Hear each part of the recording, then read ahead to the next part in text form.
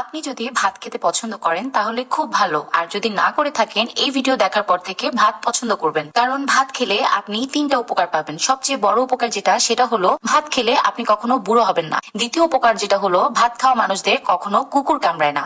3 নম্বর উপকার হলো ভাত খাওয়া মানুষদের বাসায় কখনো চুরি হয় না। বিস্তারিত জেনে আসি। নাম্বার 1, ভাত খাওয়া মানুষ কখনো বুড়ো হয় না, কারণ সে অল্প বয়সেই মরে যায়, কারণ ভাত স্বাস্থ্যের জন্য ভালো না। নাম্বার 2, ভাত খাওয়া মানুষদের কখনো কুকুর কামড়ায় না, কারণ বেশি ভাত খেলে মানুষ অল্পতেই অসুস্থ হয়ে যায়, আর তখন তাদের হাঁটার জন্য লাঠি ব্যবহার করতে হয়।